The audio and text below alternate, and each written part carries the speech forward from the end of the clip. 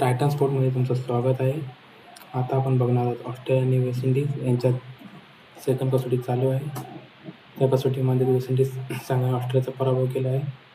21 वर्षानंतर नव्या West Indies संघाने ऑस्ट्रेलियाचा मायदेशात केला पराभव. ब्रायन लारा यांना अश्रू अनावर. ऑस्ट्रेलिया आणि वेस्ट इंडिज युवा गोलंदाज शामर जोसेफने ऑस्ट्रेलियातील गावाची शान धुळीस मिळवली आहे. 2 कसोटी सामन्यांच्या मालिकेत अखेरच्या सामन्यात कॅरेबियन संघाने 8 धावांनी रोमांचक विजय मिळवला आहे. ऑस्ट्रेलियात त्यांच्याच घरच्या मैदानावर आणि तेही गाभाच्या ऐतिहासिक मैदानावर वेस्ट इंडिजच्या संघाने ऑस्ट्रेलियाला पराभवाचा धक्का दिला आहे.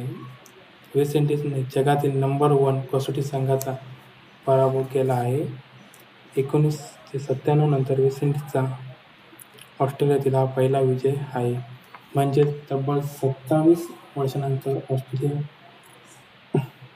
कॅरेबियन संघाने ऑस्ट्रेलियात जाऊन कंगारूंचा पराभव केला आहे. दुसऱ्या डावात 7 आणि पहिल्या डावात 1 विकेट घेणारा युवा वेगवान गोलंदाज शामर जोसेफने ऑस्ट्रेलियाच्या पराभवाची कहाणी लिहिली. वेस्ट इंडिज पहिला सामना 10 गडी राखून हरला. 2 सामन्यांची मालिका अनिर्णित राहिली. या शानदार विजयासह वेस्ट इंडिजने 2 सामन्यांची कसोटी मालिका 1-1 अशी बरोबरीत आणण्यात यश मिळवले. तब्बल 36 वर्षांनंतर वेस्ट इंडिज क्रिकेट संघाचा गाभामधील हा पहिला विजय आहे आणि ऑस्ट्रेलियाचा पिंक बॉल कसोटीत पहिल्यांदाच पराभव आहे.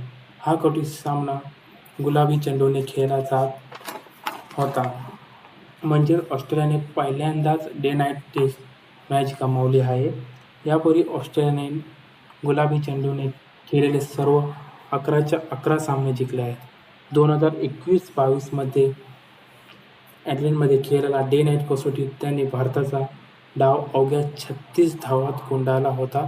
विशेष म्हणजे हाच तोच वेस्ट इंडिज संघ आहे जो T20 आणि त्यानंतर वन डे वर्ल्ड कपसाठी पात्र ठरू शकला नव्हता. त्यातही आश्चर्यकारक बाब म्हणजे या संघातील 4 खेळाडूंचा हा पहिल्यांदाच कसोटी सामना होता